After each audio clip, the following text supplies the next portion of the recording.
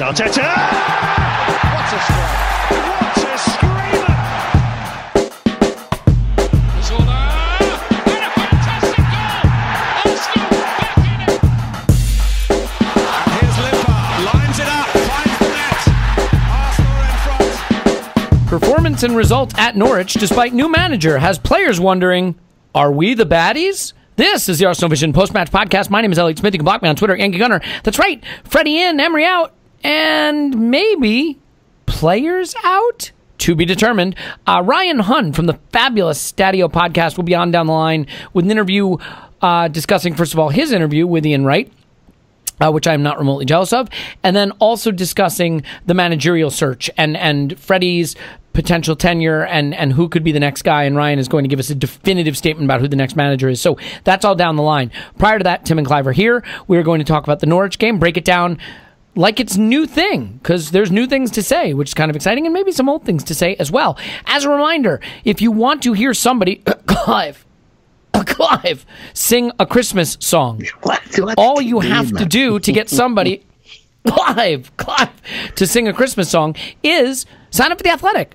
It's wonderful. Like the reporting from The Athletic has been, let's just say, it's been on point. They've been good. Like, and if you're not your thing, cool, but they've been on point the last couple of weeks. And you can sign up at theathletic.com/ClivePAFC, theathletic.com/Stoberto, theathletic.com/Yankee Gunner, and theathletic.com Paul AFC, because they wouldn't do Pausing in My Pants.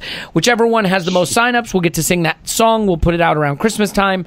Coming within hours now, we will be launching our competition to win an Arsenal shirt, a year of Patreon, and a year of The Athletic. All of those will be up for grabs, and we'll actually have an extra round of entries for patrons as well. So if you want to enter twice, sign up for our Patreon. Look, we do our best to put out a lot of content over there. I know we ask you to do it a lot, but the one thing we try to do in response to that is really load you up with awesome extra episodes and rewatches and videos and writing, and as much as we can do, Scott's simulations, the data reviews. So there's a lot there, and now there's a lot of new stuff to talk about. Hopefully you'll be joining us. Might get a little light around Christmas just because we got so many of these podcasts to do, because we're never going to shortchange you here either.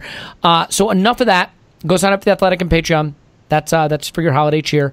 We'll do some charity stuff later this month too. We'll talk about that. Anyway, Tim is here. You can find him on Twitter at Stoberto. Hello, Tim. Hello there. Clive is on Twitter at ClivePAFC. Hello, Clive. Hello. Okay. So, Tim, can I ask you a question? Sure. Am I a miserable cunt? Yeah. Okay.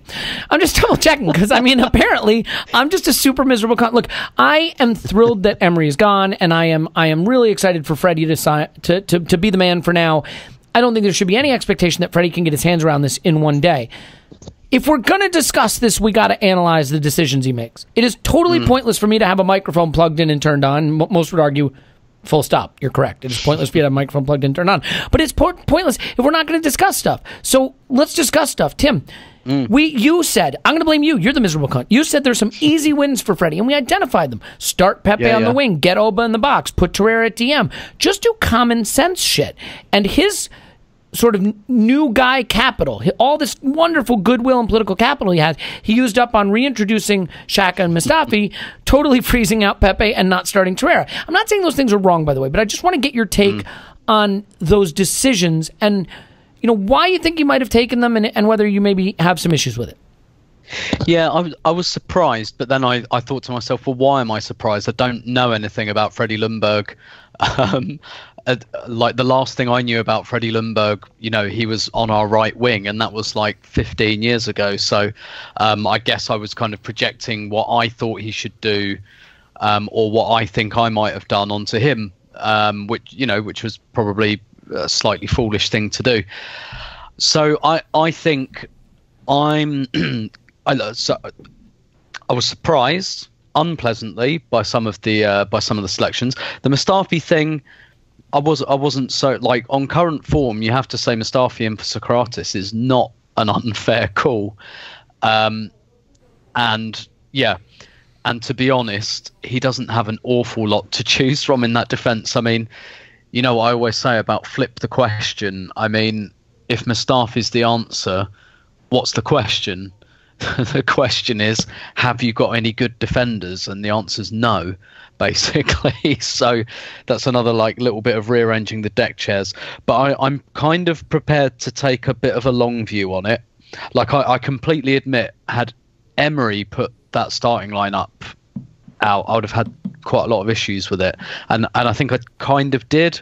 But at the same time, we have got like another game on Thursday night, another game on the Monday after. I am prepared to take like a slightly longer view and see how his selections pan out in that kind of length of time, particularly because Emery was trying to save his job and played pretty much his strongest team against Frankfurt in the Europa League on Thursday night. And, you know, Freddie only had like one training session with them, so it could be that they had something in mind already and he was just minded not to rock the boat, really. But yeah, I had some issues with the starting lineup. I don't know if it's just because I was slightly taken by surprise. But I mean, maybe this is a nice segue, and we'll get into this. But I was pleasantly surprised, at least, by how we started the game. Yeah, absolutely, and we are going to get into that. And I think, look, I get a lot of responses on Twitter about like, you know, he's had one day with the team. What do you expect? I don't expect anything. I didn't expect him to play totally differently. I didn't expect him to fix anything. I had no expectation. The only thing I sort of expected was that he would make lineup choices that sort of take a common sense approach to what seems to be or what seemed to have been wrong under Emery. Now, look, just because I think it's common sense doesn't mean it's right. I'm not saying it's right. I'm just saying what I view. And you're saying what you go ahead. And yeah, Freddie said both in the build up to this game and after this game, he's talked about keeping it simple, hasn't he? Yeah. They've talked about a couple of things. They've talked about the players enjoying it again, and he's just said, look, I need to simplify things, which maybe you could read between the lines there and say that I don't even think you're reading between the lines. He's saying that it became too complicated for them. And I think he knows, and I think wisely, he's thinking, let's just, as a first step, I don't know how long I've got this job. I might only have it for 3 games, 5 games, whatever. First step, let's just like hit pause, simplify a little bit. And I think that's a sensible approach. But the thing is, I'm not sure with the lineup that's really what happened. I suppose that's my slight kind of issue with the starting lineup he selected. Yeah, absolutely. And like, I think sometimes we run the risk when we are involved in something of being too close to it. And when you're too close to it, you see all these angles and arguments. And, you know, like you could be the Barcelona coach and, you know, Messi had a Coke at training and he was looking grumpy. So, you know what? He can't play. I got to leave him on the bench. And, like, sometimes common sense is about just taking a perspective and being like, these are the good players at the good positions and I'm going to play them there. I could be wrong about that. It's just my take. Clive, the reality is, whatever you think of the lineup, and I think, you know, we'll probably be asking questions about the Chambers decision. I like the way we started. And at least it felt like we got our arsenal back with tongue very firmly in cheek, in the sense that we attacked well, progressed the ball into the final third well, created danger well, and got hit on one counterattack and conceded. I don't have a problem with us being vulnerable to counterattacks if we put that kind of pressure on the opposition. I have a much bigger problem with the second half, where we struggled to really control the game, than the first half, where we controlled it, but when we lost it, we struggled. That's a step in the right direction, actually, as far as I'm concerned. So for you, what were some of the things about our early play in the first half? And Lacazette arguably should have had a goal very early on. What were some of the things about the early play that were an improvement? So I liked where we were playing. I thought our average position looked really good and much more aggressive. And when I say aggressive, I mean we moved the ball quicker. We moved quicker. The players moved quicker. 1-2 touches. Interesting. Of course, you're putting pressure, a little bit more pressure on people. I thought the Willett selection was quite interesting, because I think we lack legs in the middle. I thought he ran himself around really quite well. His technical security is 50-50, but his movement was just what we needed. And I think people started to move off of his movement. So I thought that was an interesting selection. But I just like the fact that we seem to have our chests out. So for me, Freddie just sort of said, like, come on, guys, let's go 4-3-3, really. We'll have sort of 2 stay in centre mid, but 1 go in Willock. Let's have lefty and righty on the flanks. Aubameyang on your right foot, Ers on his left foot, and have Lacazette, who dropped off the line, the back line really well early on. And I could see some movements and switching the play between Lacazette and Willock. And of course, once you're putting a bit more energy around, what you find is that the other team give you the ball again. So you get waves of attack. But this is why I thought, we need that Lacazette goal. And by the way, he needs to explain himself why he's missing that, because that's rubbish. He scores out at home, we all know it, right? So, but away from home, his backside falls out, his legs crumble, and he manages to top the ball. So that's not good enough. We need that from our £180,000 a week striker. We need that to hit the laces and go in. Then we develop from there. But what we then do is become overexcited. So on the right-hand quadrant of the team, we had Callum Chambers. Am I allowed to go there, Elliot? I mean, yeah, just fire away. Absolutely. I mean, I got to go there because I thought he played very immaturely. You just have to feel the game, right? So fullbacks, I often feel with Callum Chambers, what he does is that he knows he's not great on one-on-one defending. He's scarred by one-on-one defending. But what he is quite good at is being quite aggressive with his starting position. But you have to feel the game. You have to know when to go. Only go when you got secure possession. And what he was doing was buzzing the ball into Joe Willock and just disappearing on him. Just going, boom, overcommit on a run, I'm gone. I might get a third man run, but I don't care, I'm gone. But what that means is you're now affecting Xhaka, Mustafi, you're asking Willock to charge back, you're asking Aubameyang to charge back. Everyone's affected by your exuberance. I thought that was rubbish. I thought I could see it coming, and I called it, and then he did it again on the second goal. It's like, just feel the game. Just know when to sit in your hole. If I'm watching a game of football and Colo's looking a better fullback, that means we got a problem, haven't we? Because he was far more selective, far more disciplined, knew when to go, knew when to join in, knew when to invert, knew when to go outside. Callum just kept going. He just kept going and kept going. And I think without that, I don't think Norwich had anything. They just dived into the hole that he left. And so what I found was a team that was starting to find confidence, got over exuberant. Well, one particular player got over exuberant. And what that did is it just fractured our confidence again. And it just made us get back onto our heels and affected our control.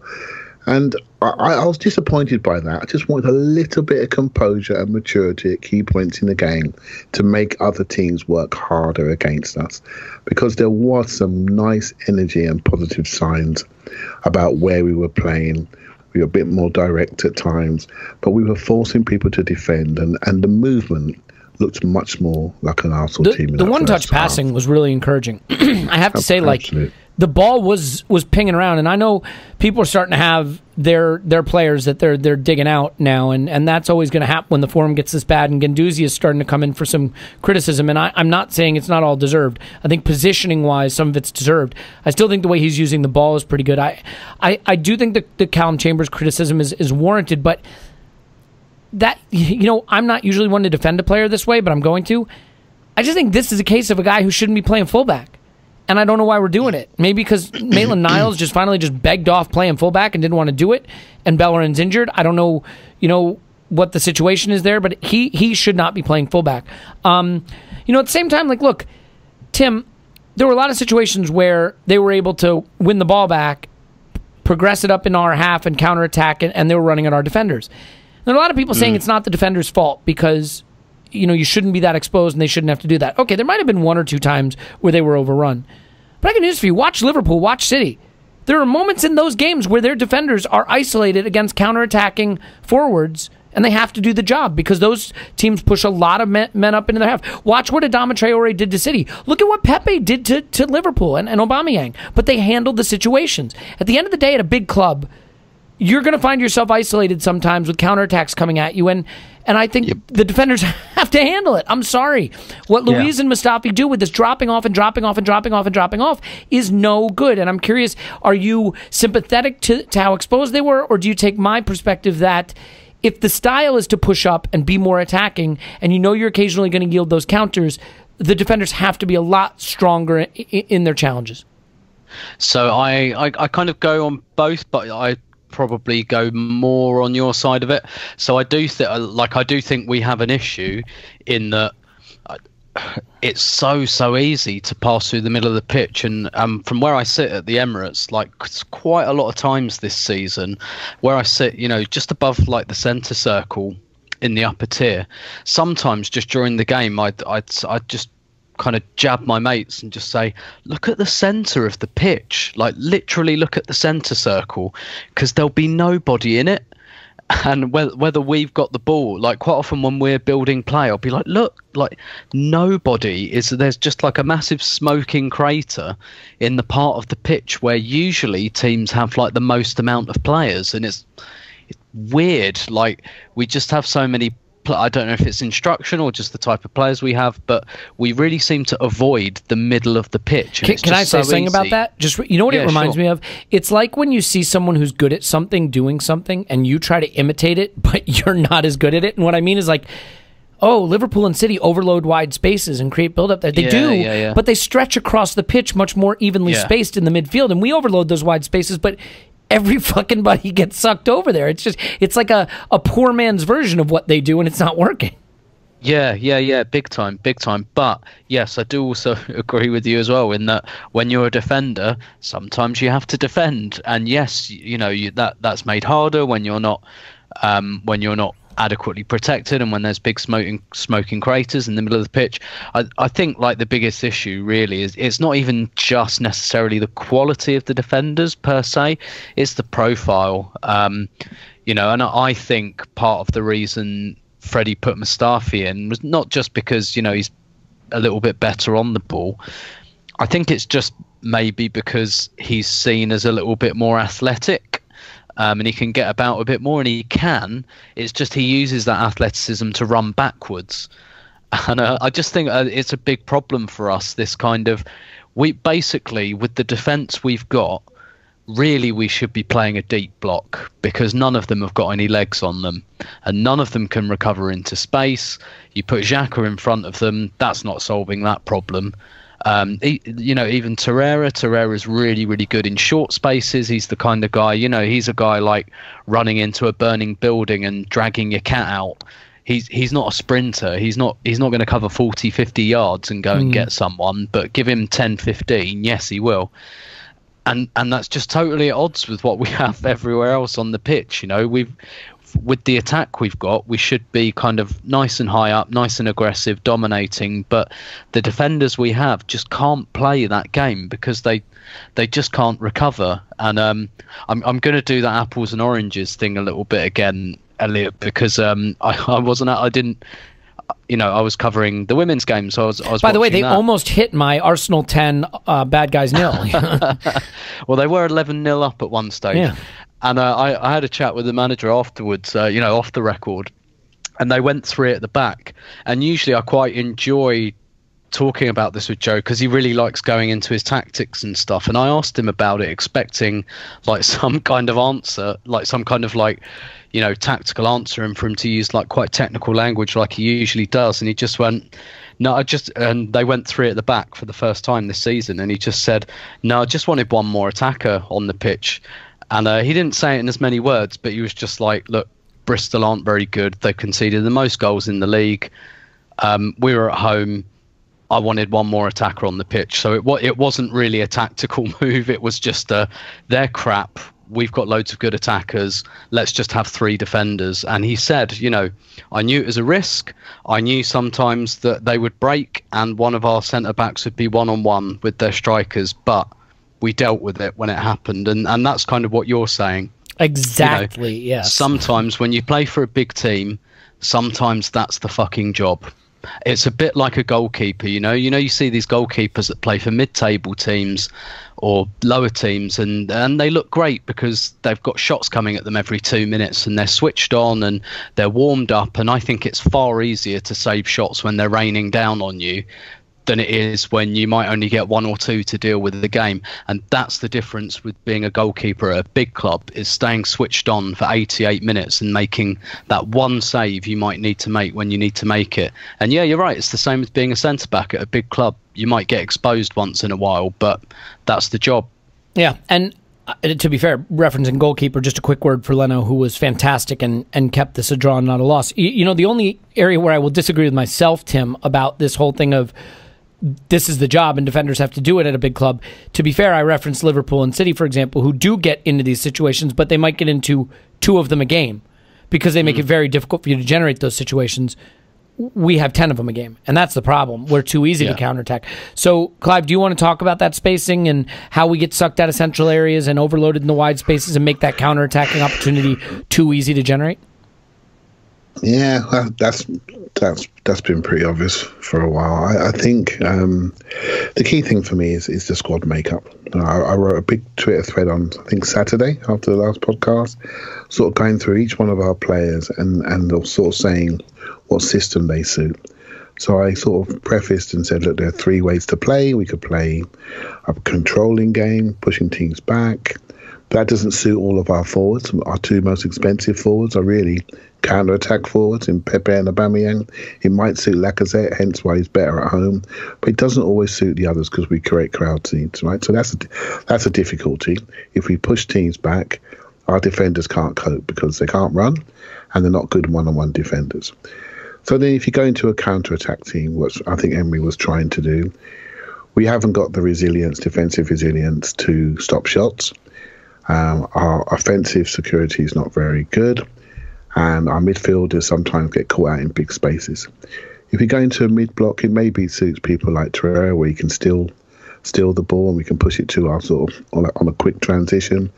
But again, I don't think we're athletic enough in centre midfield, and we're definitely not athletic enough at the back. So we have this squad that's totally not suited to one particular style of play. So what you have to decide as a coach, you have to say, who do I invest in? What type of football am I going to play? Who am I going to invest in? Who am I going to give the best circumstances to? But the issue is, if you invest in Aubameyang and say and play counter-attack and deep block to protect our slow defenders, we as fans say, why are Arsenal playing mid-table football? Right? So we have a problem. We have a massive problem. And the problem is the recruitment of the players that we have don't fit any discernible style that any of us like. There's not enough of them. So if I'm Freddie right now, I'm thinking, what do I lean into? I can't just lean into my forwards because they're a particular type of forward. If I had a Giroud forward, for example, I could push teams back and I could make sure I have presence in the centre of the pitch. I don't have that. So he's caught, and I'm wondering what he's going to actually do. And this is why I wasn't surprised to see, I was pleased to see how he started the game, but I wasn't surprised to see how the game ended. I mean, we could have easily lost that game because it's down to the quality of footballer.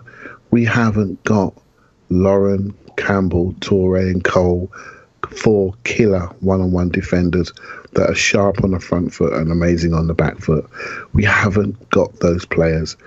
What we have are far, far less players that don't solve problems for us on the pitch, don't allow a basis for us to play. We don't have speed, athleticism in the centre midfield. And one of our biggest issues, we're all focused because we're fans and we're focused with what happens, defensively and off the ball. But I actually think we were encouraged in the first 30 minutes, and I definitely was. Once I calmed down, I became much more positive. But I actually think our offensive security is our biggest issue. We are terrible on the ball as well, because we stand where we like and we turn over possession and we give people opportunities because we don't know where to stand in case we lose the ball. I've said it before, offensive security, technical security on the ball, and our offensive distances are just letting people in, and we're letting them into people who don't fix it. They then become worried and then they drop away because they haven't got the attributes to be one-on-one, either confidence-wise, size-wise, speed-wise. They haven't got it. And so this is going to be a real challenge. And I think if I'm Lundberg now, I would lean into energy. I would lean into speed. I would try to pick the fastest team that I have and just lift the energy. And I think from there we'll get to a bit more confidence and just brighten it up a little bit. don't drop away. Just gamble, but try to be a little bit more circumspect, but add more intensity and energy in the middle of the park and in wide areas. And I think then we can develop the first run of the ladder of confidence to get back to the Arsenal style of football. That's what I do. But it is a massive, massive challenge, in my opinion. Yeah, I mean, I joked at the beginning of the pod, the players, another poor result under a new manager, are we the baddies? Like, there is going to come a point where we are going to have to take a good long look at this squad and wonder about it. I got into a little Twitter back and forth about, what's the best 11? And any best 11 you pick either feels unbalanced or has two absolute train wreck center backs in it, or it has a kid at wing back, or it has a midfield that makes no sense.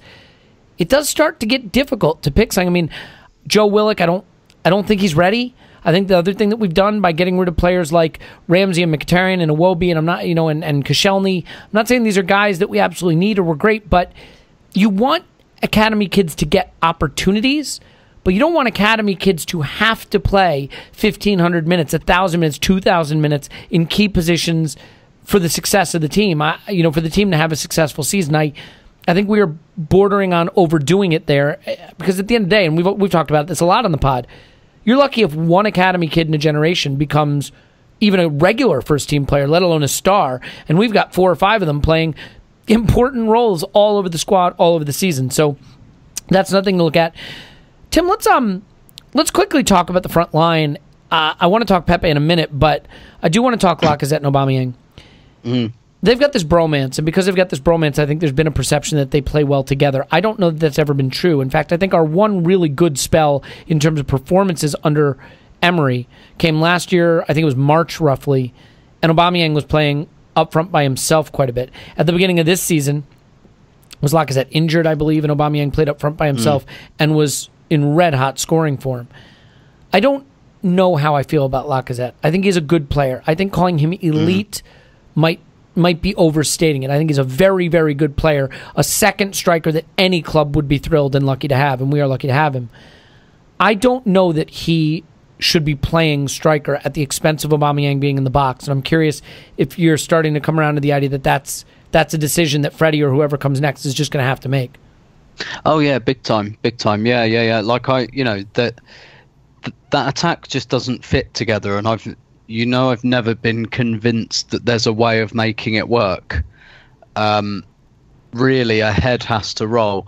I mean, I think they probably didn't envisage bringing Ozil back into the fold. I think they probably thought, well, the presence of Pepe completely finishes Ozil, but even then, Lacazette, Aubameyang, and Pepe doesn't really fit together without a square peg in a round hole somewhere. And I'm not sure that Pepe and Aubameyang are complementary wingers either. I think the thing is, I like Lacazette. I think he's a good player. I think he gives us structure. I think his work rate as well, because like in old money, in terms of a 4-4-2, I think Lacazette and Aubameyang would be a really good strike force, because I don't think they're quite as telepathic as people maybe think, because they're friends, but they complement each other insofar as Lacazette does a lot of the structure, a lot of the hustling and stuff like that, kind of outside the box. Like Lacazette kind of does that almost like not in the same way, but that kind of Emil Heskey kind of role. And I know people will laugh at that, but I think Emil Heskey was a really good player as a second striker, and all the strike partners he played with loved playing with him, like in that kind of old 4-4-2. And Aubameyang can just kind of get on with it in the box. But in this day and age, that doesn't really work. And I guess, and it's not easy. I don't really know. I can't say for absolute certain how I'd line the front players up. I think, though, what we do have to think is that some of these players aren't our future. Ozil's not our future. And I'm not saying that means drop him, get rid of him, isolate him or anything else. And Lacazette and Aubameyang are stalling on contracts at the moment. At the moment, of the lot of them, Pepe is the future. Interesting. And yeah, but just because Lacazette and Aubameyang will have 1 year on their contracts in the summer, and if, as looks quite likely, we're not in the Champions League, they're probably going to go. So, like, you know, maybe if you were making a long-term decision, you'd say, well, look, let's make sure this is an attack that Pepe can work in. And I understand that's difficult because you are still trying to convince the other two to sign contracts. But Lacazette especially doesn't look happy to me at the moment. He looks miserable to me, quite frankly, and he's not really playing that well, particularly away from home. I think definitely, you know, Fred is talking about simplifying things. To simplify this, basically you say to Lacazette, look, your output away from home at the moment is not good enough. You don't play in away games, and in away games we focus a bit more on a counter-attacking game, and that means Pepe on the right, Aubameyang up front. We try and get those two together, we try and get those two working together. And you know what, and if it means, like, on the left playing, I don't know, Nelson or Martinelli or Saka or one of those, like, just with a little bit more structure, you know, have one, you know, maybe someone like Nelson just doing kind of doggies up and down the left and just kind of holding the line and holding the structure, and just letting Pepe and Aubameyang kind of freestyle a little bit and letting those two develop a relationship together. It's a difficult question, but with regards to Lacazette, yeah, I mean, I think definitely away from home, you look at it at the moment and you just say, sorry, mate, you're not doing enough. And we've got other big players to come in, and that's life at a big club, you know. And if and when you move on in the summer somewhere else, you're going to find the same thing. You're going to find that, you know, life at a big club's hard, and that's why. So, yeah, I think the way I'd tackle it at the moment is definitely away from home.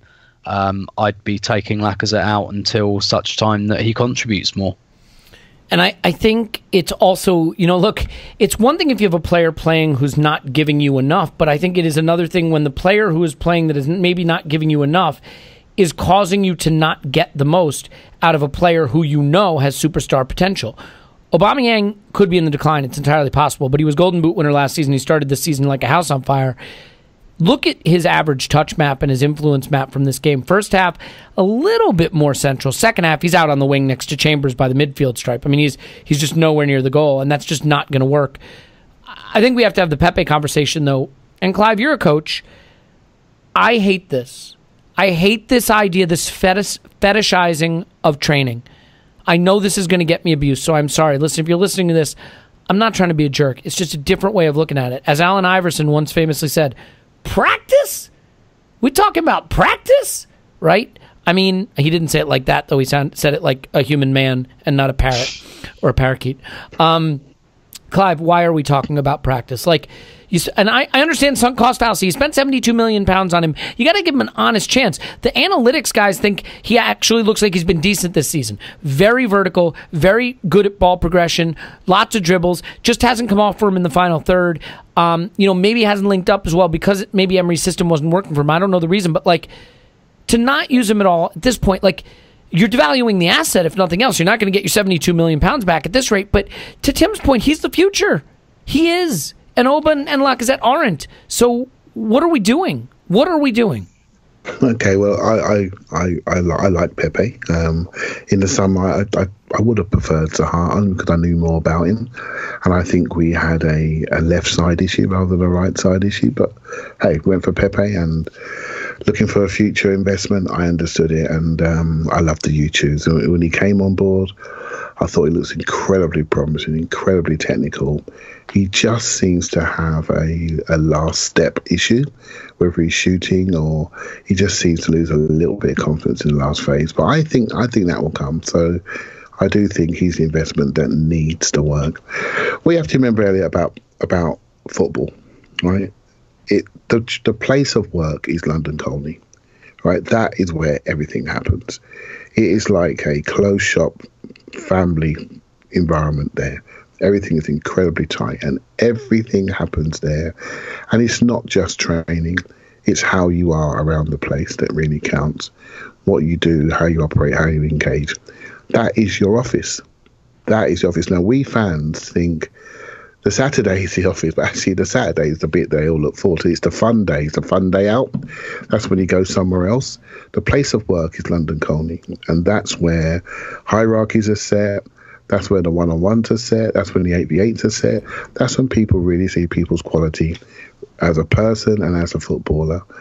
And Freddie said, it's what I see in training every day. Right? And I think that was a quote. I might have missed it. But what he's saying is not just training, it's everything else. Right? And what we hear about, coming out of training grounds is I bet it's nothing to what really goes on. I mean, I know you've been there, Tim. I've been to the training ground, and trust me, mate, it is tight. It is tight there. You're either Arsenal or you're not, and it's got that feeling, and it's something that I can't explain. I just can't explain it to you about what the inside of a club is really, really like. But once you're there, things are said, actions are noted. You're always being observed. And Pepe needs to get into the team. Now, I personally think he should be in the team, particularly away from home. I agree with everything Tim just said. But he has to get into the team. He wasn't in Emery's last team, and he's not in Freddie's first team. He may be in a team on Thursday night. But it just goes to show you the importance of messaging. Emery said the same thing about Ozil. He's not training well, not doing well in training. Gets killed for it. Freddie said it. He's not getting killed for it. It's his first day. I get it. But he's confident to just say it, right? He's got confidence in what he's doing. So something can't be right. And we have to trust him. We have to trust him, even though we hope that Pepe, we're all desperate for it to work, right? We don't want to be sitting there with £70 million embarrassment on our hands because we'll get laughed at by our mates. We want it to work, but it's not working yet. And something's going on. And maybe it hasn't hit the airwaves yet, but something's going on for the last two managers to not pick him. I just hope wherever it is, it can be fixed, because we need that player, particularly away from home. We need that player because we miss that technical player that scares people and quite secure on the ball. Yeah, I mean, I've got so many thoughts about this, and look, I'm not a manager, I'm not a coach, so I don't know. First of all, there's some horrible cunts that get played and are good at football, who are bad around the training ground, bad around the club, and on match day are killers that you want in your squad. I will never forget that game at Anfield where Alexis was benched for a half. His teammates fucking wanted him out there in the second half, even if they hated him. He was being disciplined for being a cunt of a teammate, but he needed to be out there because he was the best player we had. I'm not saying that's what you want, but I mean, Luis Suarez was not a good guy. Not a good guy. But good footballer. Eden Hazard famously has been quoted as not training well. Best player in the Premier League. We are talking about the best players. No, all right, but hang on. The very best players. I get it.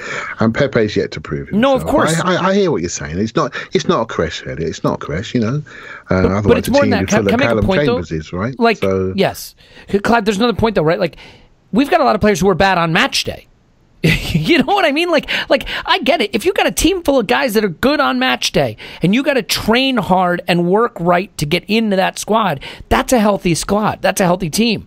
But if you've got a team full of guys that are bad on match day and you're leaving out a very talented player because he's not training well why do you keep picking the bad on match day guys? Why is match day less important than training? Again, I'm not saying that Pepe should be allowed to stroll around the training pitch and do whatever he wants. I'm not sure I believe that's the case. What I know is that Mesut Ozil eventually was brought back to play to try to save Emery's job, and I am personally not convinced that he turned it around completely on the training ground. So I don't know. It is a very confusing situation. None of us know the case.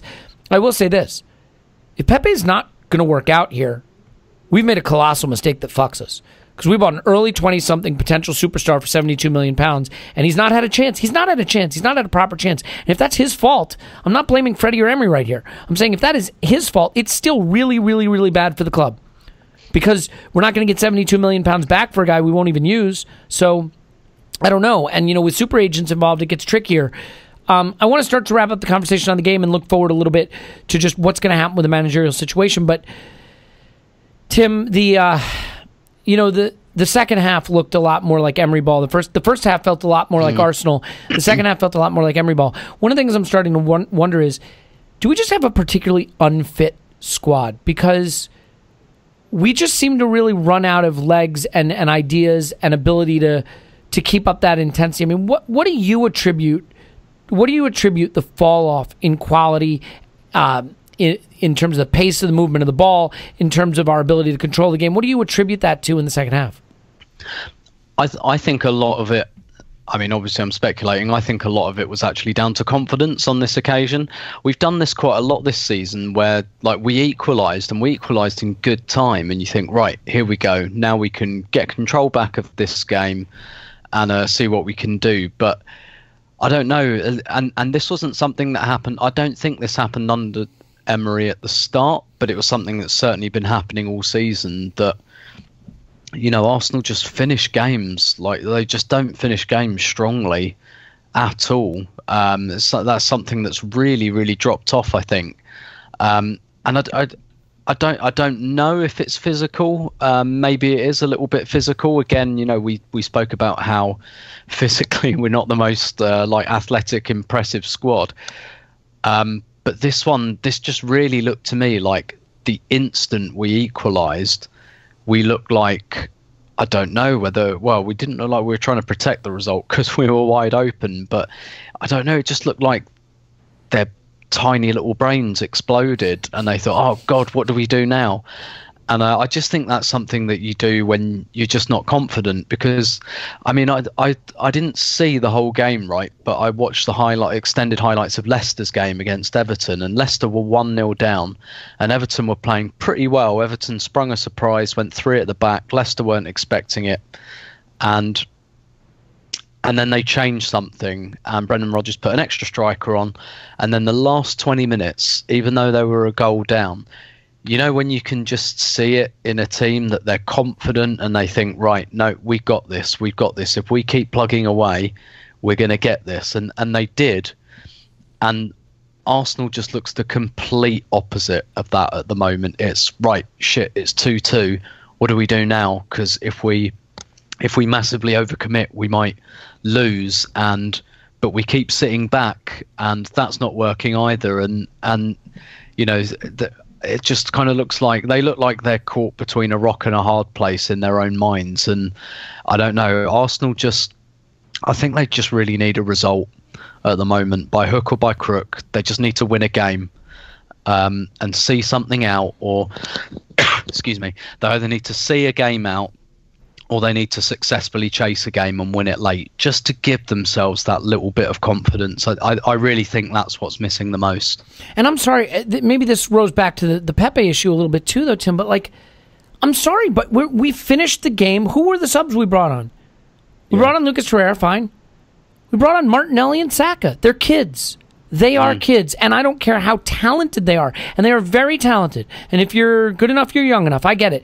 But we also thought Henrik Lansbury was talented, and we thought J. Emmanuel Thomas was talented, and we thought Rio Miyachi was talented, and we thought the Jeff was talented. And I'm not saying they weren't talented, by the way, but they didn't make it. They didn't make it at Arsenal, okay? These guys might make it. They might.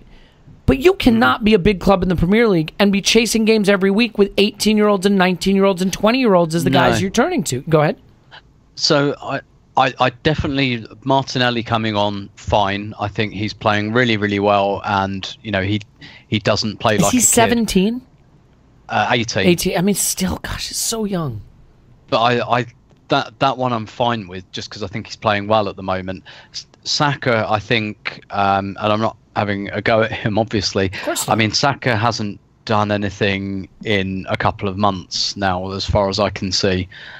He's kind of just looks like he's been meandering, like a lot of the players, but I haven't seen anything from Saka in quite a while that makes me think, yeah, put him on. Whereas Martinelli, yeah, I'd say, I've seen something in him recently. I've seen contributions, and not just in the Europa League games. He set up Lacazette's equaliser against Southampton. I've seen stuff from him that makes me think, yeah, okay, yeah, throw him on. But honestly, just ask yourself the question, very, very honestly, who do you think is more likely to make a game-winning contribution from the bench, Bukayo Saka or Nicola Pepe? Exactly. And by the way, I'm not saying Pepe is great or he's training right. I'm not defending the guy, but he had the 4th most goal involvements in all of Europe last season. At some point, you're expecting too much from 18-year-olds. Clive, am I crazy? Look, Willock starts the game. Saka and Martinelli end the game. These are players who now, what are we at? We're at, let's look. Saka has now made 7 appearances with 4 starts in the Premier League. Martinelli, 6 appearances in the Premier League. Let's look at where's Willock? 11 appearances in the Premier League. That's, by the way, the same number as Lucas Torreira. Like, and I get it. Willock is 20. That's a little older. You know, I mean, you got Matteo Guendouzi. It's another story. I mean, we want to kill the kid, but he's also 20. He's got 1,221 minutes and 14 starts, more minutes and as many starts as Pierre-Emerick Aubameyang. So, like, I mean, Clive, we are asking young people to do grown-up stuff at a big club that is in crisis. It's not good for them. I'm not sure it's good for us either. No, I agree. And the Pepe thing was strange. And we were all happy in the summer with the squad turnover, but the real benefit of that is it's just not here yet. We just sort of kept some older established players, lost some good working players, and we've invested in some younger players, and we have a number of them in the squad, and so the benefit of that won't be seen. I mean, I was desperate for Pepe to come on. I wanted Lacazette to come off. I wanted Aubameyang to go central, and I wanted him to be flanked with more legs to really make Norwich think for the last 20 of the game. They're thinking, crikey, look at these 2 fresh wide men. I better step back. You know, so that's what I would have done, you know, and just kept it that way. Willett blew up, Torreira on, who I thought was really, really good. And I just felt we didn't react very smartly. So, again, it's Freddie's first game. He's trying to show maybe a bit of his identity. We're not too sure. It's too easy to say that he knows the youngsters, so he trusts the youngsters, but he doesn't know Martinelli really more than any of us do. You know, Saka was his superstar player last season, but this is a new year, right? And I just felt there was an opportunity there. And I tell you what, when Torreira had that shot in the last minute and it was blocked, I just felt we needed that. You know, for all the things that have happened recently with the coach losing his marbles and really losing his confidence and making bad decisions, and obviously we've had a turnover. The club weren't ready for it, hence we were still building a backroom staff internally. So we're not in the best place. We could have just done with the break. You know, Pookie had that shot, hits, Mustafi goes in. We have a shot last minute, and it's blocked, and it's properly blocked. I just feel if we get that result, that confidence will start to come back. And that sounds like an obvious thing to say, but boy, I've never seen an Arsenal team not win for this length of time I can't remember the last time, you know. So we need that win, and things will change after that. But we have to be smarter in our decisions, right? So we've started to see the start of a 4-3-3 shape.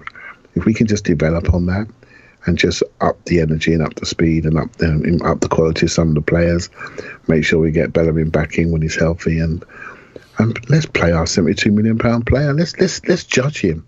Let's find out, because I thought he was flickering before he took out the team, and I'm desperate to see him. We kept him in when he was absolutely diabolical. We kept picking him. He just scored a couple of goals, started to play well, and we put him on the bench. I don't get it. I really don't get it. You know, so this is why I say, is there something that we don't know?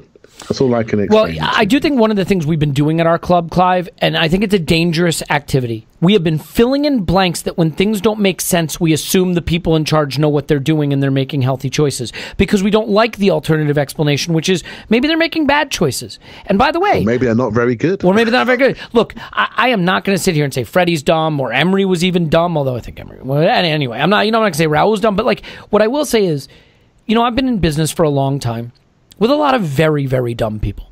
A lot of smart people, too. But it astonishes me how many people rise up to high levels in organizations and are just not good at what they do. Just not remotely good at what they do. Make head-scratchingly bad decisions at the simplest level every day. Our society is rife with that. Just look at politics. But, like, the notion that the only explanation for why something dumb is happening is that there's something we don't know that makes it less dumb... I hope that's right, Clive. Believe me, I hope that's right. And I don't even know if I hope that, because there's two possibilities. Pepe isn't playing because there's something really, really wrong about Pepe, which is scary.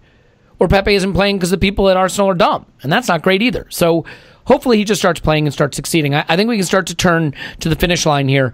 What I will say is that, like, look, you know how you nurture kids? You give them 15 minutes up 3-0 against Norwich at home. You give them a half against Southampton, up 2-0 at home. You give them the Europa League and the Carling Cup and maybe an FA Cup half against Leeds. Like, that's how you nurture kids.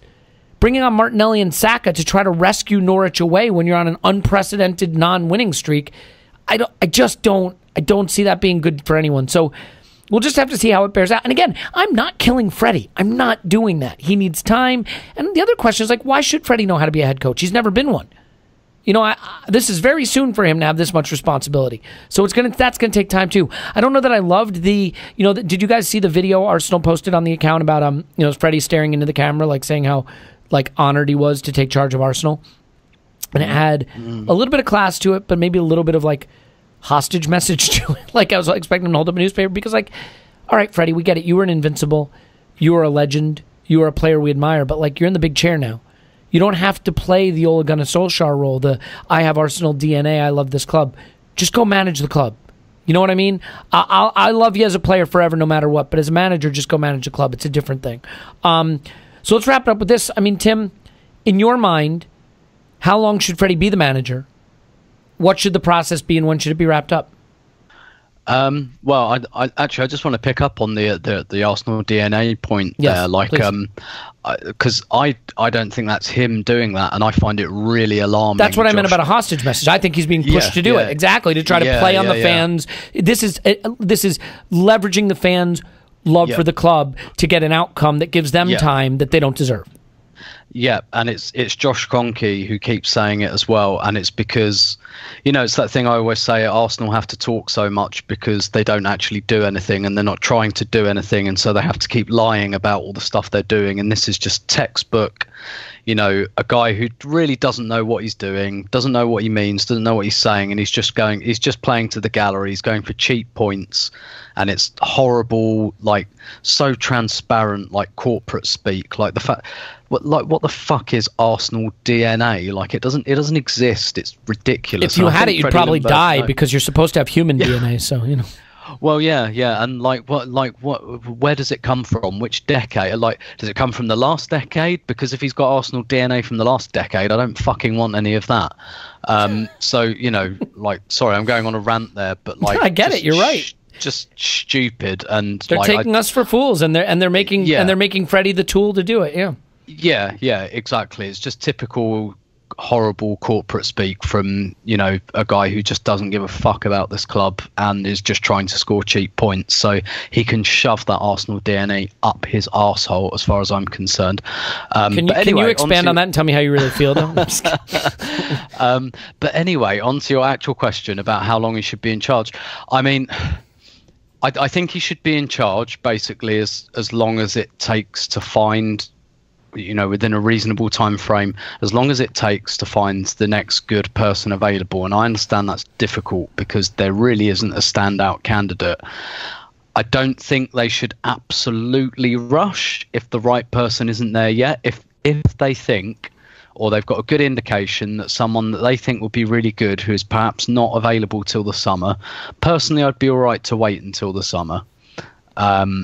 I tend to think this season is pretty close to a write-off anyway in league terms. I don't think we're quite there, but I think we're perhaps not far away.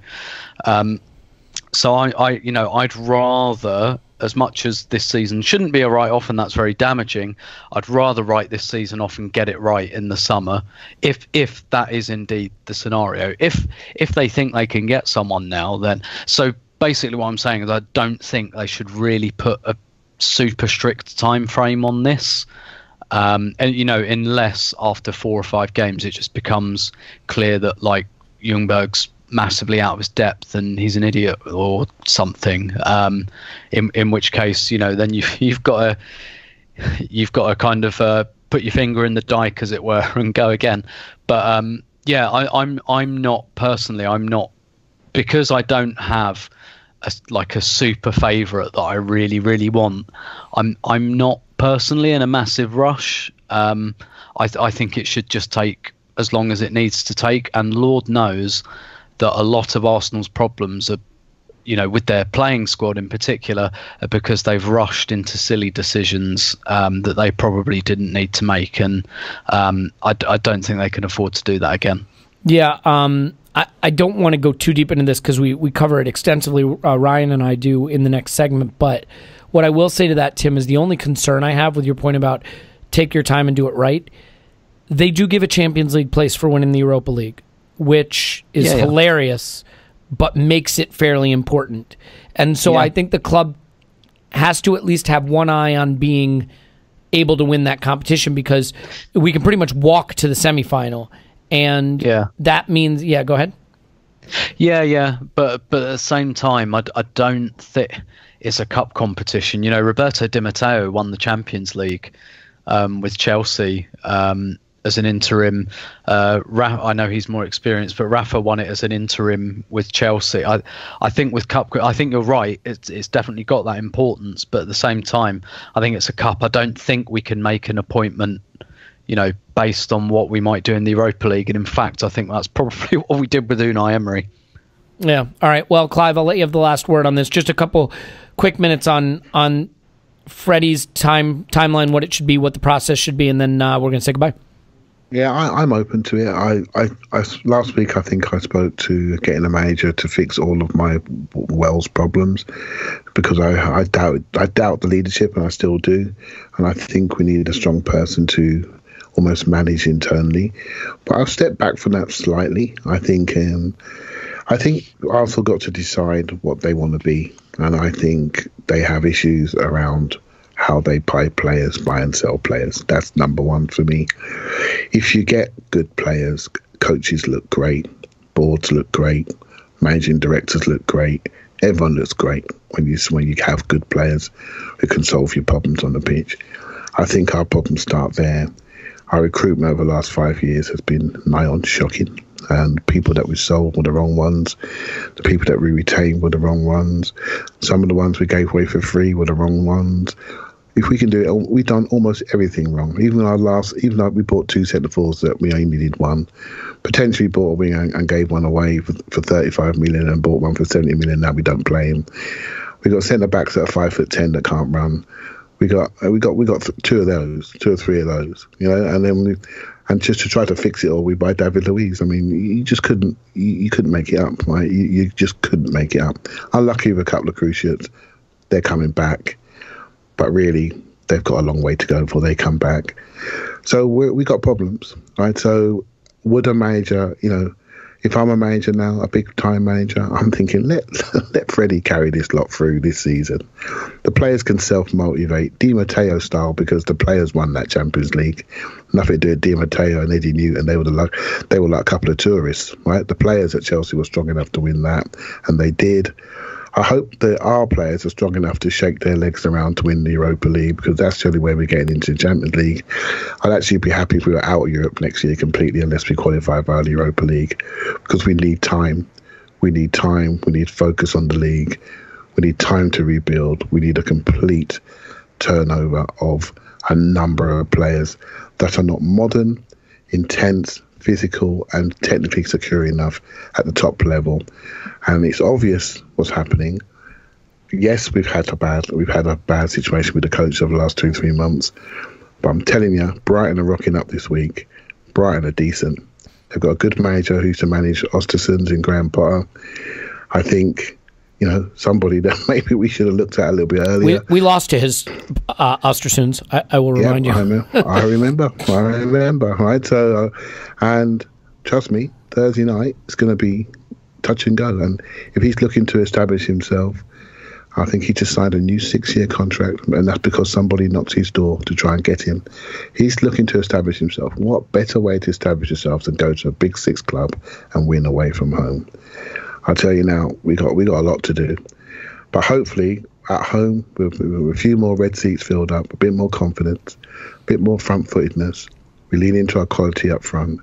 Hopefully they can do the job and keep teams, you know, keep people away from us. But I'm very 50-50 at the moment, Ellie. I'm very nervy about where we can end up. Yeah, it's funny. You mentioned wanting to just not be in Europe at all. You might get your wish, considering where we are on the table.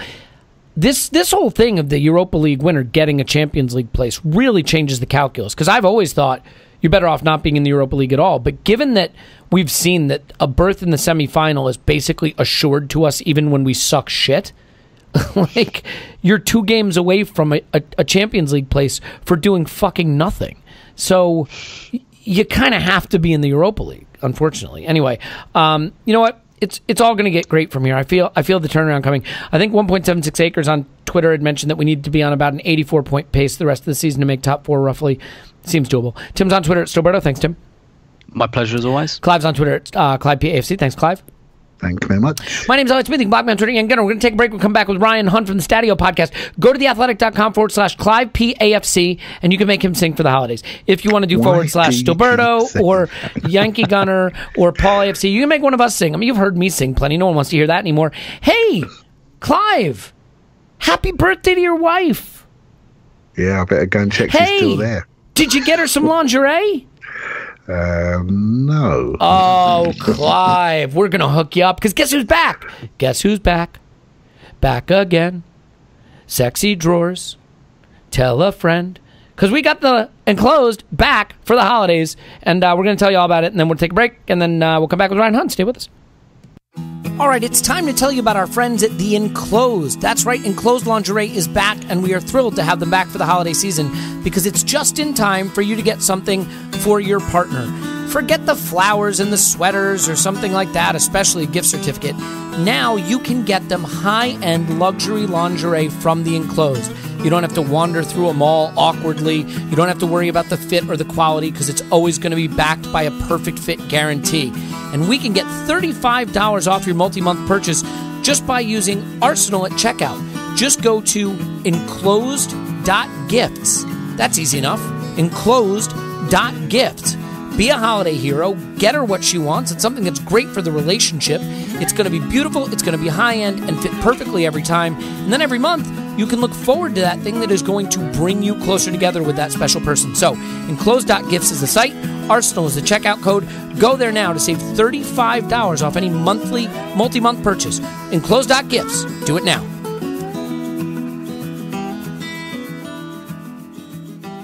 And now we have a very special guest coming up. Ryan Hunn is one of the hosts of the Stadio podcast where they get guests like Ian Wright. And now he is on a podcast where they get guests like Ryan Hunn. You can find Ryan Hunn on Twitter at Ryan Hunn, and you can find Stadio podcast at stadio.football or any place you find fine podcasts like his and like the one he is currently appearing on. Hello, Ryan. Hey, Elliot. How are you?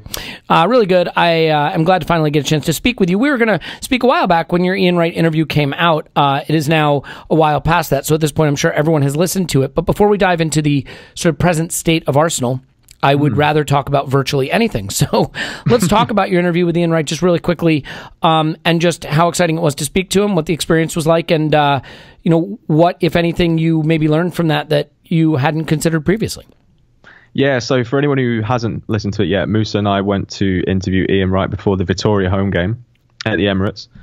And basically it was about this kind of on-running series that we're going to stagger through the podcast. So the podcast is just Musa and I talking about football every week, and we don't usually get phone-in guests. That could catch on. It could be. Apparently it's quite a niche market. So, but we interviewed Gary Lineker and Ian Wright in the space of a couple of days about the art of finishing. And just sat down with Ian, and he basically just got into really forensic detail about certain goals he'd scored, where he'd learned it from, the importance of playing Sunday League football. And it was just really interesting because I think first of all, I think there's a whole generation of Arsenal fans who maybe don't realise just how great he was. And we actually said it to him. It's not much of a spoiler, but if he was playing today with the ability that he had, he could play for Barcelona. He could play in this Barcelona side. He was that good. And also just I don't think a lot of people hear him talking about goal scoring that much because he's such a big personality and he's just such a joker as well. Yeah, he's presently getting like maggots dropped on his head in a reality show and stuff like that. So yeah, I know. Well, we were saying actually, like when he comes out of the jungle, he doesn't know about Poch going or Mourinho being there or Emery being fired. So that guy has got a hell of a lot to take on when he gets out of there.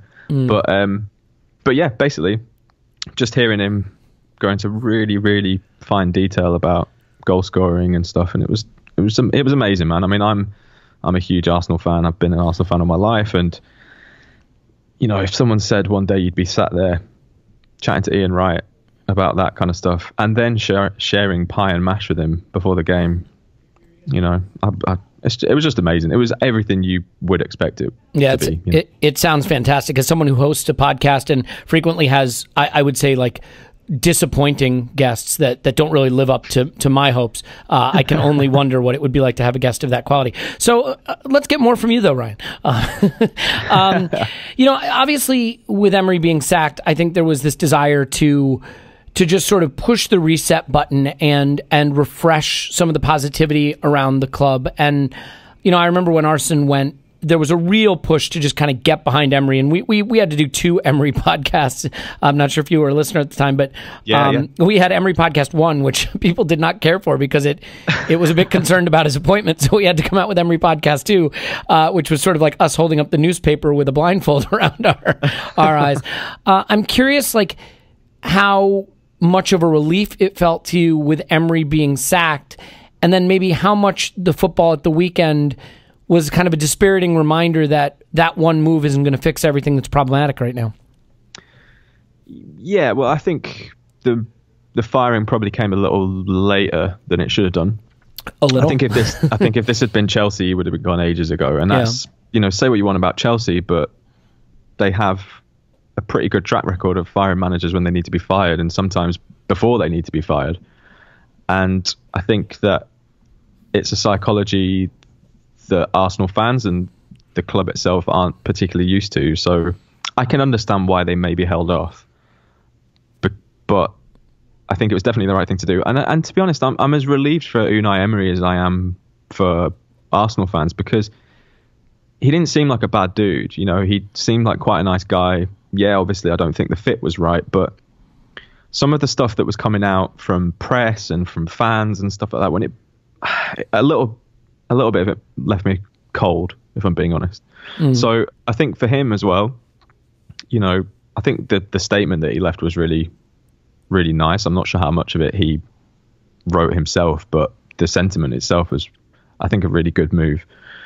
And yeah, I mean, we actually spoke about it on Stadio on the recent episode, the latest episode, about how I think that when you have a manager that really doesn't work that well, you need to, well, not necessarily you need to, but I think it is a good idea to make the next appointment that's on the opposite end of the spectrum, if that makes sense. So, for example, you had, after a legacy manager like Arsene, who created the club as we know it now, you have an outsider whose communication isn't great, whose ideas are maybe at odds with what the fans want.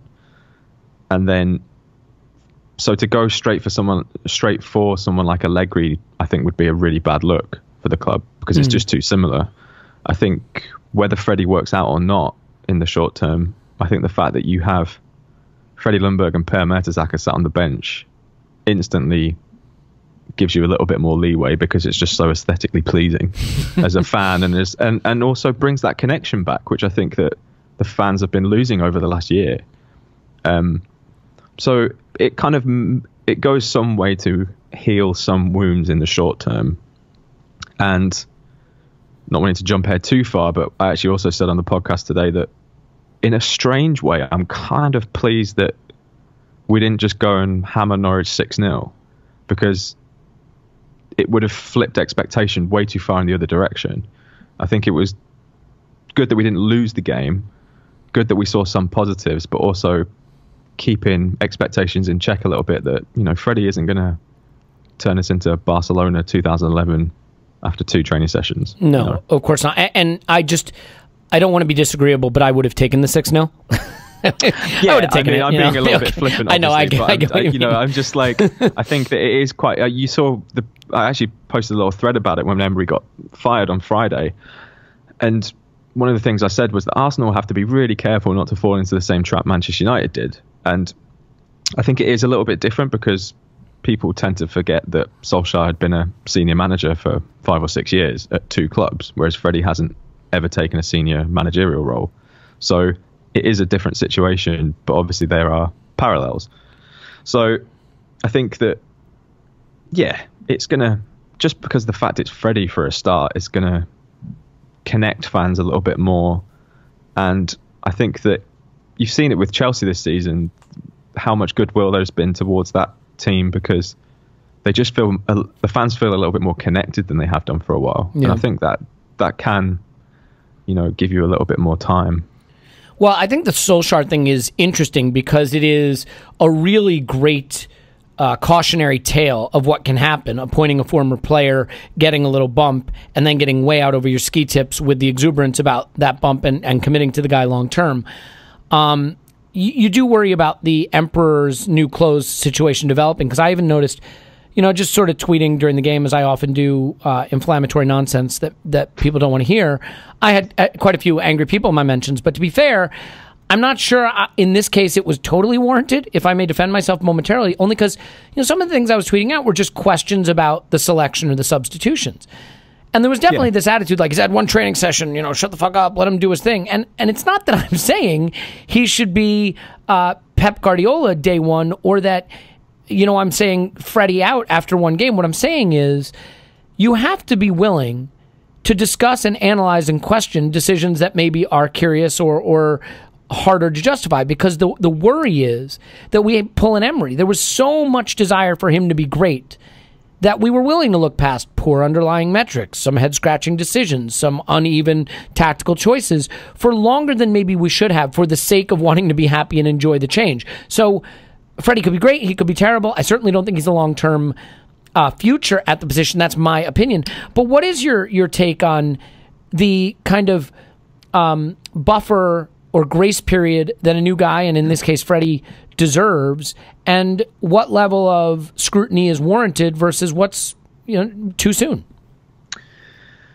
I think that's a really good question. I think it's going to be such a cliche fence-sitting answer, unfortunately, but I just think we'll learn more the more games that Freddie has. I think it's so hard to call right now, because I personally think that we're going to have to we're going to have to go on a hell of a run to even finish top four. So I read somewhere, by the way, that we essentially need to go on an 84-point pace to even potentially get top four, and we've only ever accomplished 84 points twice in the Premier League era or something like that. So basically, we need to play at the pace of two of the best seasons in the history of the club to realistically get top four now. Yeah, but what you're saying is, Elliot, that it's not impossible. So you're saying there's a chance. Exactly. Yeah. Yeah. Until it's mathematically impossible, it is possible. But I think that he obviously has a little bit of a different philosophy to Emery, and that's going to take time to implement. So I think that he will have a grace period, because I think that like I said, I kind of think top four is done. So maybe that will switch focus to the Europa League if we're going to get back into the Champions League. But I kind of liken it a little bit to, when NBA teams just hit the reset button, trade everyone, get a load of pieces, and they kind of just rebuild. I wonder if Arsenal, Manchester United, both clubs, that might be a good option, because if you've got these super expensive players and you're still so far away, and you're in this position now when you need a new manager, it kind of feels like a good opportunity to reassess a little bit. And I think that, like they said before, they're in no rush to hire another manager. They feel Freddie has, whatever. What did they say? There was Freddie's the right man at the moment, or whatever. The usual nonsense. Some reporting today that he will certainly have a chance to be a consideration for the job long term. Yeah, and I think that's fair, probably. I think because if you look around Europe at the moment, there aren't currently a huge amount of managers available that would get me genuinely excited. Let's talk about what would get you genuinely excited, but if we could, let's restrict that to football for the purposes of this conversation. By the way, it was 1.76 acres on Twitter, I'm pretty sure, who gave me the stat on 84-point pace, and it's sort of predicated on a basically average run-in for Chelsea and Leicester. But for you, setting Freddie aside, two things that I want to talk about. What should a short list look like? Should it be coherent in that, it should be coherent, but should it be coherent in that all of the managers sort of have a similar philosophy because that's what the club wants to go to footballing wise? Should it be diverse because it reflects a variety of directions the club should go? Do you prefer to see someone hugely experienced or someone with upside who's untested? What is your sort of preferred approach to this search, and maybe who at the club do you think should be guiding it? What should that group look like? Well, I mean, in terms of a shortlist, I think that when those shortlists come out and people say that they're so random, I don't think everyone on the shortlist that gets leaked is actually on the shortlist. I think that. So you're saying there's a super secret shortlist? Well, I just think I think Sanyehi has a track record of, firing a load of smoke off in another direction and, trying to catch everyone unawares. He did it at Barcelona. He did it last season with the pursuit of Zaha, and then all of a sudden came back with Nicolas Pepe. I think if the club makes it too public who their absolute key target is, it does put them at a weakness from a negotiation point of view. I think that also it's kind of understandable if there are many different types of managers on the shortlist, because we have a very varied squad in terms of playing style or age of players. There isn't a super cohesive vision there that everyone in the squad fits into. So therefore, you can't identify one single type of candidate that fits our group, because there isn't one, if that makes sense. Yeah. In terms of who will be running the search, I think obviously we know who it is. So, I mean, I'd like. But who'd you like to? I mean, obviously Raul is involved, and maybe Edu is too. But do you think Hasfami should be involved? He probably is. What about Stat DNA? Who should the youth team setup be involved? Because they're going to be responsible for developing the youth team to play according to the way the first team manager wants to play. How joined up should this be from top to bottom and across all of that beautiful org chart that Raul showed us? How connected should that be to the search, or should it just be this is Raul's job, he's going to go find it, and the club can figure it out once the guy's here? Well, I think a lot of it depends on Mertesacker, actually, because it depends on what kind of DNA, if you like, they're trying to instill in the youth setup now. So if there needs to be a clear path from all of the youth teams straight through to, say, the under-23s into the first team, that classic Cruyff restructuring, Barcelona and La Masia and all that stuff, that needs to make sense so that when they do get to the first team, they're not hit with a completely different structure, if you like, playing style. So that's definitely, I think Per would be an interesting and probably quite important person involved in that process. I think Hasfami is just mainly a contract guy, right? So, I mean, obviously he's kind of important because you don't want to pay too much money and make sure the contracts are all watertight. But I think Freddie's in an awkward position, because if he really wants the job, obviously, then he's probably not going to feel too happy about being consulted for a potential successor. But I think what he has to say will be really important as well, because, he's coaching under 23s. He's been at Wolfsburg as an assistant. He's obviously now in charge. So, yeah, I mean, I think it's a really interesting time. It's definitely more critical than it was when they were replacing Arsene. This is way more critical because you've seen how quickly that decline can take place at somewhere like Manchester United. You kind of have a bit of a free hit on the first one, and I remember saying at the time actually that it's not going to be the next guy who's going to be that successful at Arsenal. It's probably going to be the one after or the one after that, because it's really rare that you get someone to take over someone that great and they maintain that level of success. You've even classed Pep like Guardiola when he went to Bayern Munich. I think tactically they were way more interesting than when he took over from Jupp Heynckes, but Jupp Heynckes left him a treble-winning side. And he never won the European Cup there. So it's super, super hard when you take over from a legacy manager. And not admittedly, Jupp Heynckes wasn't necessarily a legacy manager, but he was definitely like a Bayern legend. So I think, yeah, it's really, really difficult. In terms of people who I'd like them to go after, I don't think any of them are available right now. The one is the style of football important to you, or just the quality of the manager? I think both, if I'm being honest. I think a balance is really important. The one guy, I was actually on the Arscast a couple of weeks ago, me and Andrew were talking about this, and I said... Is that an Arsenal podcast? Apparently, yeah. Okay. Apparently, I'm not sure if you heard about it. But, you know what? It doesn't ring a bell, but I'm sure it's wonderful. No, it's fine. Yeah. Could you bleep that out, Elliot? I'll probably bleep it out. Yeah. But yeah, I said to Andrew that if everyone was available and I could have a pick right now, I think I'd take someone like Thomas Tuchel, because I think that he just seems such a brilliant guy to get in the kind of where we are now.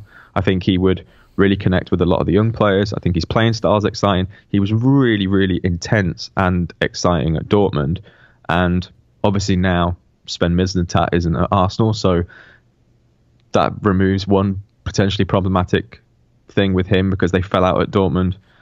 He has signed, I think, a contract extension at PSG till the end of 2021, the end of the 2021 season. But I think that depending on what happens with PSG this season, if they don't go super deep in the Champions League, I think he could potentially be available in the summer. And so you're saying go for a sacked PSG manager? What could go wrong? Well, yeah, I mean, yeah, definitely. But I'm all about we need to get more Germans back at Arsenal. Now that Perez left and Mustafi's probably going to be leaving. We had that nice little run of a load of Germans. Well, if there's one thing that's caused no problems at Arsenal over the past few seasons, it's the Germans. Ozil, Mustafi. No, it's been all good all the time. But there are a few curveballs in the Bundesliga maybe as well. And obviously, Musa and I live in Berlin and we watch a lot of Bundesliga. I think Nagelsmann's really, really highly rated, but he's only just gone to RB Leipzig this season.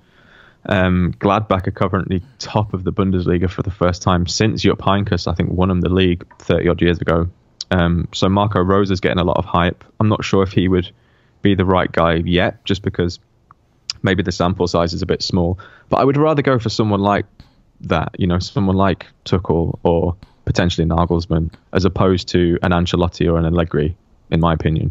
I think that because I think that those kind of managers, I think, are looking for a club that they can really do 4 or 5 years at. I think you look at Klopp going to Liverpool was perfect. In an era where the turnover of managers is super, super high, you can imagine being like Klopp being at Liverpool for another 5 years. And I think managers like Tuchel or Nagelsmann probably want that kind of relationship with the club. And this is based on zero intel. I'm like the opposite to David Ornstein, but that's just kind of what my gut. But that doesn't mean people shouldn't sub The Athletic, which they absolutely should, using any of the various Arsenal Vision promo codes available. Go ahead. Exactly, and great NBA coverage too if you're an NBA fan.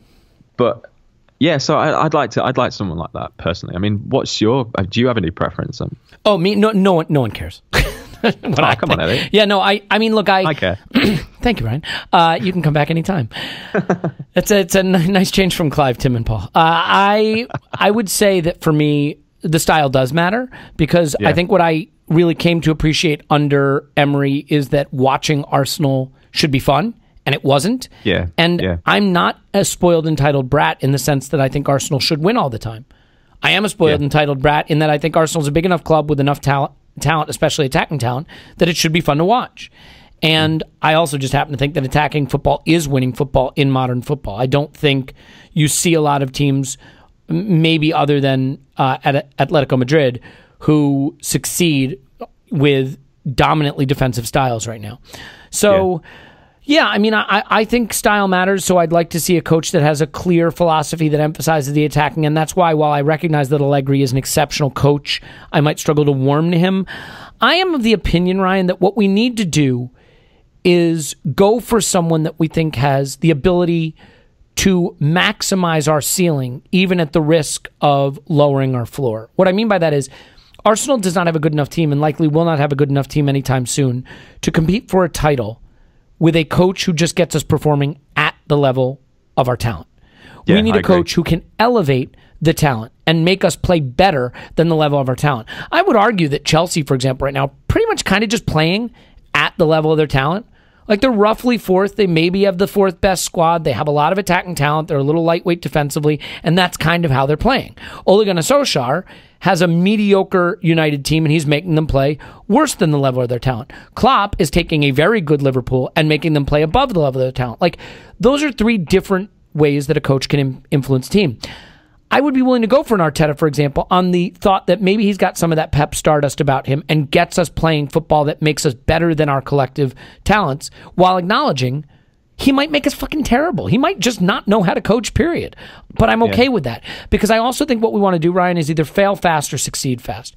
The worst case scenario, and I've said this on a prior pod, is 3 years of muddling through because we think the guy's okay, but we're not sure. I mean, there's some silver lining. There's some, there's some shoots of recovery. Oh no, it's mediocre again. That's the worst case scenario. So Yeah.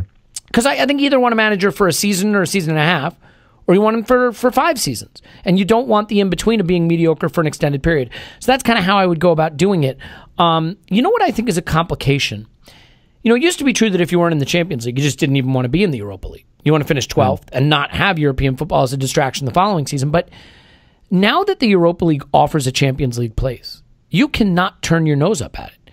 Because a team of our caliber is basically going to walk into the semifinals, at least the quarterfinals. So you're talking about maybe being 3 games away from being back in the Champions League, even in a season where you could finish with 55 points. It is a tremendous backdoor, and everybody loves a tremendous backdoor. So, how much of a factor do you think the existence of a Champions League place for the Europa League winner will be in the club wanting to get the permanent manager and maybe sooner than they would have? How important is it to you that we really keep an eye on that competition? Because if we're being realistic, I think the league is done for us as a relevance this season, but the Europa League has to be taken very seriously now.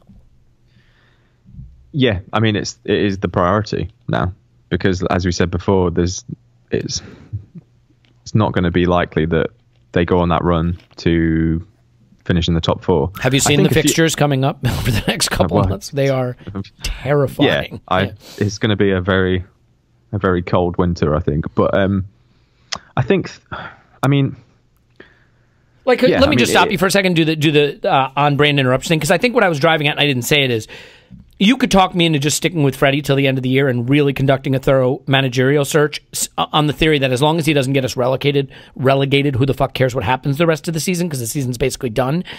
But given that a Champions League place is on offer for the Europa League, there's a huge incentive, if you think you can find a guy who can be the guy, to get him in sooner and potentially take that chance. Yeah, but I think it makes it even harder to identify that person, because if you're going to hire someone purely on philosophy or playing style, and that's what's driving the selection, if you like, it's going to be super hard to implement that over the busiest period of fixtures of the season. So, however, if they can use that period to try and implement a style with the focus on when the Europa League comes back after the new year, then yeah, maybe that's the way to do it, and almost use the Premier League and the FA Cup as just friendlies, if you like, not friendlies, but like test running stuff to really make an assault on the Europa League. A laboratory, basically. Yeah, it's absolutely essential for Arsenal to get back in the Champions League. It just is. I think that 4 or 5 years ago, even in the position that Arsenal are in now, I'd still feel fairly confident about Arsenal finishing top 4. But the difference between then and now is that the quality of coaching in the Premier League goes so deep that you are seeing traditionally mid-table or lower half of the table clubs pushing for 5th, 6th and 7th because the coaching is so good, and they are, going back to what you were saying before, getting results and making the team better than the sum of its parts. I think, you look at Chris Wilder at Sheffield United, that is one of the best coached teams in the Premier League, I think, this season. Yeah, he's been fantastic. Totally agree. Yep. And you have also Wolves are up there. You've seen what the Brendan Rodgers factor at Leicester, and that makes it super, super hard. If he flirts with Arsenal any more than he has, he's going to wind up in bed with us.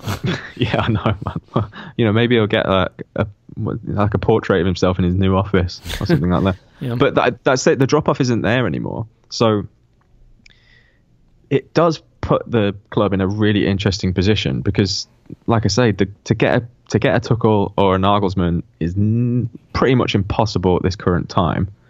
So are they going to gamble on another kind of botched appointment, if you like, just for the sake of trying to get someone in now to qualify for the Europa League or for the Champions League via the Europa League, or do they take a longer term view? In my opinion, I'm really surprised at how little noise there is about someone like Rafa Benitez until the end of the season, because I wouldn't actually hate that, I don't think. I'd love it, but is that an economic issue? I mean, given that he's in China, I'm guessing that it would be a king's ransom to pry him away and have him for the rest of the season? Yeah, I mean, that is potentially... I'm going to go out on a limb here, Ryan, and suggest that Stan may not be interested in paying a lot of money for a coach. Just a wild-ass guess. Yeah, definitely. But who out there is available, really? Like, there's no one really there that kind of makes you go, that is the guy. Nuno Espiritu Santo. Yes, I really like Nuno, but I don't not for Arsenal. like the idea of Nuno as an Arsenal manager. And I think that's the thing that,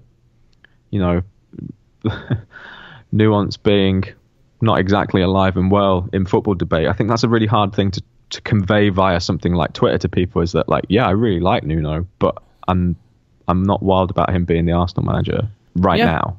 Yeah, I really like Alexander Lacazette. I don't think he should be playing as our first choice striker. Exactly. I mean, there is a binary that develops online that things are bad or they are good, and that's just not the reality. And I mean, Emery is bad. I think we can agree on that. But things can be okay, and okay can be not good enough.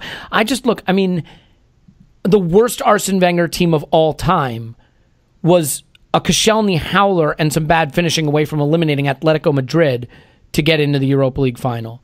And a worse Emery Arsenal waltzed to the Europa League final. So if you can project that you're going to be within a game or two games at the most of being back in the Champions League when you have no fucking right being there, it is such a dangling bit of low-hanging fruit. And who doesn't like some dangling fruits? Like, we have to reach out and grab those dangling fruits as you do. So, if I'm being brutally honest, I don't really have a clue how this is going to play out at all. I don't even... maybe that's why we do podcasts and we're not in charge of football clubs, but... I get that a lot on Twitter, by the way. I just really don't know. And I think that in a strange way, it's kind of exciting. I was excited about an Arsenal game for the first time in ages on the weekend. And that, at the moment, I'll take that, because I haven't been excited about an Arsenal game for a long time. I wasn't even actually that excited about the Europa League final because I had a really bad feeling about it. And, taking a positive look at it, I actually tweeted about it after Arsenal went behind on the weekend. We had all of the ball and we were 1-0 down. It was like, shit, we're back. This is it. I said the exact same thing. The first half was the most Arsene Wenger half. Yeah. Dominant offensively, a lot of good chances, didn't take them, get hit on the counter, concede twice. Yeah, but I honestly think the first, 20 minutes, half an hour was probably the best we played in the league all season. Yep. That's how bad it's been. And, Arsenal were creating chances. We actually outshot an opponent for the first time in however long. And, yeah, unfortunately, when you have zero kind of spine from the centre-backs to the centre midfield, you're going to get hit on the counter. But that can be tweaked. Freddie had 48 hours, if that. I think that will probably be tweaked a little bit. Do you have an issue with? Look, the fact of the matter is, I think what we were all expecting would Freddie would come in and immediately axe the sort of what seemed to be obvious Emery blind spots or mistakes. So like Torreira would play at holding, as a holding midfielder, and Pepe would come in on the wing, and there would just sort of be this common sense approach to selection. And it was certainly not that. It was the restoration of Mustafi, and it was the selection of Xhaka, and the non-selection of Torreira, and the non-use of Pepe. On the main section of the pod, we've addressed that in depth, but I'm just curious for you if that was head scratching for you, and specifically with Pepe. who I think actually underlying metrics show has been better than people give him credit for, and who's having a not bad season. He's just not been given a chance. Is that deeply concerning for you? It's not deeply concerning, but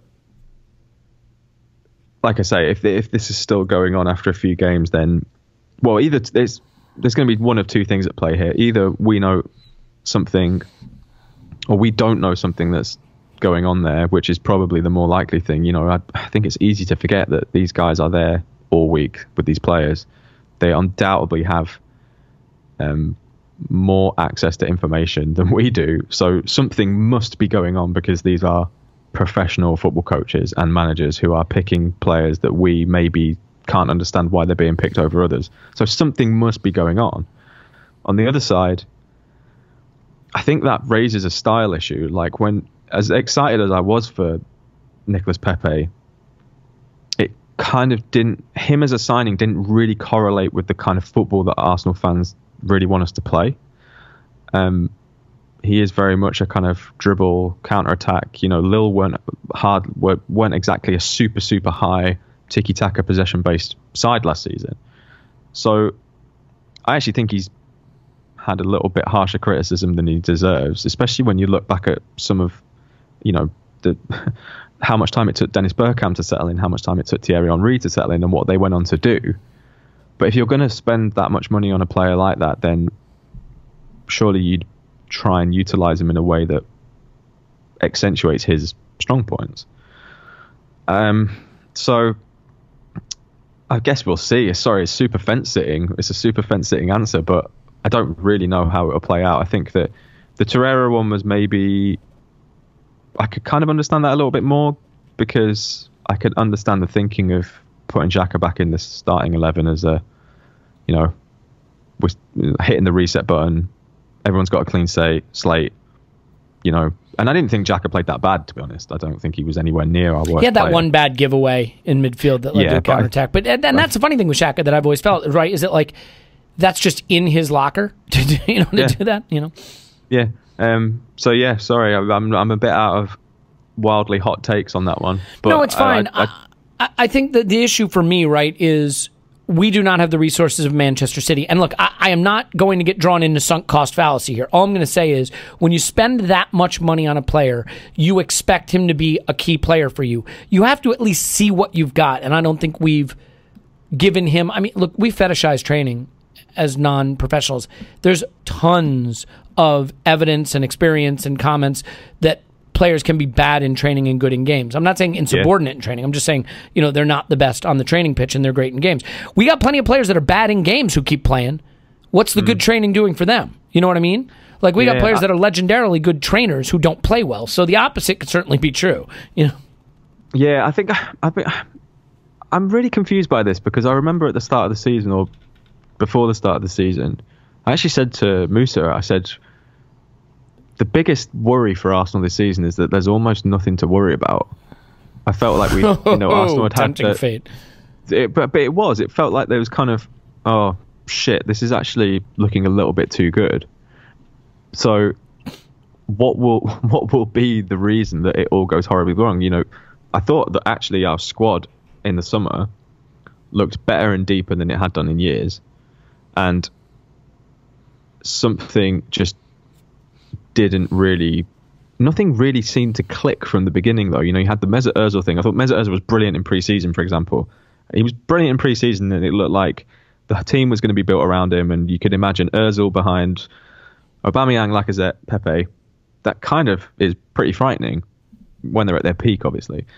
And then you have all these little kind of small setbacks of various players, and then all of a sudden, it's like, in like a kind of post-apocalyptic thing where it's like someone's gone in a bunker for ages and they've come out and just everything's been blown to shit, and you're like, how? How did this actually happen? And this is the thing that concerns me a little bit more, because it was looking so good on paper. Now, we obviously know football's not playing on paper, but it turns out that it's probably the manager that has been the reason that that super deep squad hasn't really clicked or gelled or been fluid. I remember the Burnley game, I think it was, and I remember saying on the podcast that Arsenal were moving the ball quick for the first time in a long time, and then that just stopped. So there's been no consistency in terms of playing style, approach, and I think that's been down to Emery's thing. And so I think the problem that we have is we've got a really mixed bag of a squad in terms of strengths that have been playing a really mixed bag of tactics all season against a really mixed level of opposition, and basically there's nothing there there's no thread there. So I think that over whoever the next coach will be, I think that has to be the priority for Arsenal at the moment, is to reinstall some kind of direction from a playing point of view. And whether it's successful or not, it doesn't really matter. Everyone just feels like, or seems to have felt a little lost since the summer. Yeah. And that needs to be brought back. And I think actually someone like, a team of Per and Freddie, they might not be the worst options in the world for that. So, yeah. All I'm going to say is, like, right now, and I have to admit this, I'm suddenly looking at the squad and going, wow, I'm seeing a lot of problems with it that maybe I didn't consider in the summer. But the reality is, like, we don't know, right?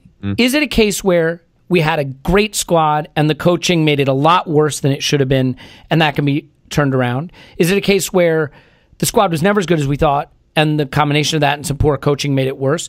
Is the squad terrible? Like, there's a lot of questions that we can't answer because I think the coaching held us back so much, and also the extent to which maybe the players had given up under Emery. But, like, the one thing I do think is sometimes as a coach, absent being brilliant like Pep or Klopp, just do the obvious shit. Like, I just think, like, just play Pepe. Get Aubameyang in the box. Use Torreira as a DM. I realize I'm not a coach. I could be dead wrong about all of this. But, like, I do think coaches can get... You said they see it every day and we don't. You know what, Ryan? Sometimes I think seeing it every day can be your worst enemy. Sometimes being too close to it, you can start to buy into narratives and ideas that are poisoning your brain because... you could see Messi at training and be like, the guy's drinking a can of Coke and walking around. Maybe I need to take this guy out of the squad. Like, you can be too close to it. And maybe it's just about common sense. Pepe on the wing, Oba in the box, Torreira at DM, some common sense moves that can just be quick fixes. And my hope was that Freddie would do some of that. He hasn't yet. Maybe he will. We'll see. I'm up against a hard stop here, so I'll just ask you a quick final question. One word. Okay. Wild ass guess. Who's the next manager going to be? I honestly have no idea, Elliot. I'm not. Wild ass guess. Just pick someone, anyone, any name, doesn't matter. Knowing our luck, it'll probably be someone like we'll never have thought of coming, like Marcelino or someone like that. All right, so when it's not Marcelino, he's at Ryan Hunt on Twitter. Give him abuse, because and tell him how dumb that was, because I didn't even really care what he picked, but he felt he had to say something. I can't believe it. I'm kidding. You definitely need to listen to the Stadio podcast with him and Musa. You can find him on Twitter at Ryan Hunt. You can find the Stadio podcast at stadio.football. Ryan, just a delight talking to you, and I hope that we'll get a chance to do it again. Cheers, Elliot. Take care. My name's Elliot Smith. You can block me on Twitter. Yankee Gunner gives 5-star review. We will have some cool Patreon content coming out. Remember, we are about to launch our contest to win a shirt, a year of Patreon, and a year of The Athletic. So that's all coming out any day now, as soon as I get out from the avalanche of work. But it literally could be any moment. So keep checking back at ArsenalVisionPodcast.com. So all good things. You know what? Onward and upward. We had a half of good football, I think, at the weekend. Maybe we'll have two halves on Thursday. So we will talk to you after Arsenal 10, bright and new.